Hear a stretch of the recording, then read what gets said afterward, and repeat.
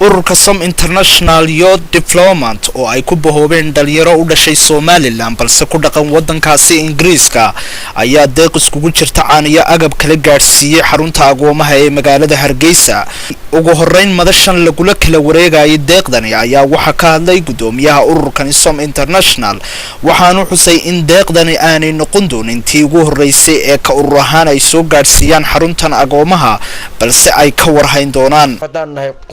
أنا مثلا أورك Som International Development وحنا حوق صارنا إن شاء الله تعالى مر والبا نمان إنه مقالة هرجيسة إن دليرتها كودا يكودا وين إلا إن شاء الله تجربة ماشين شوكة إن أنا always أسمعنا عاومة إن سيدنا نسكو حري لهين حري دحية الله إن هرجيسة أوفر سنتر يو لندن إن أنا نسمعين عروض يرى هالكن داعن إن أنا نسمعين sponsorship إن دتك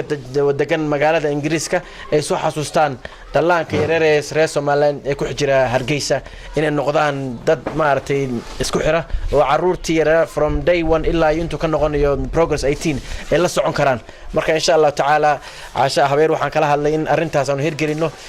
وكيل Somaliland ee ururkan Som International Marwan Nimco Aadan Cabdilaahi ayaa iyaduna xustay sida ay muhiimka u tahay in laga warhayo oo loo caawiyo caruurtan agoomaha ah. Bismillaahi kariim markii horeysan noqon meesha insha Allah waa la wadayaa maxay ahayd tole dadka qurba joogana waxaan u sheegayaa in dadkooda iyo dalkooda iyo dadkoodaba wax soo taraan maxay ahayd tole annaguna aad iyo aad baan u soo dhaweynaynaa. gabagabadii agaasimaha xarunta agoomaha Marwo Caasha Maxamuud Qaalib ayaa deeqdaasi ka gudoomtay ururkan Somaliland International Youth waxaanay uga mahad celisay agabkan ay gudoonsiiyeen oo baahi weyn loo qabay waxaanay ururada kale ugu baaqday in iyaguna ay soo caawiyaan oo ay ku daydaan ururkani. maanta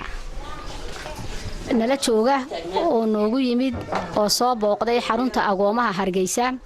khaasatan qaybta ay gasho caruurta yaryar ee da'doodu ka yar tahay 8 jir ilaa iyo kuwa dhashay inta u dhaxaysa waxana soo booqday ururka la yiraahdo Som International Youth Development oo ka samaysan xaruntoodu ay tahay magaalada London. ururkan sidaynu arkayno waxa hogaaminaya Yaasiin Cabdi Kabatole mahad Ismaaciil Cali Abakar iyo Xuseen Deeq Maxamed Xaaji Haashim waxaan aad iyo aad uga mahad celinayaa deeqda faraha badan ee ay maanta keeneen oo ay ka mid tahay 36 kartoon oo ah bambaris ama naabigii caruurta loo xidhay ama baxafaayadii iyo 26 kartoon oo caanaha yaryar ee baybiyada ee Nuuralek ee baybiyadu markay dhashaan la siiyo ilaa markay dhashaan ilaa 12 bilood aad iyo aad baan deeqda uga mahadnaqayaa ay wiilashaasi ka keeneen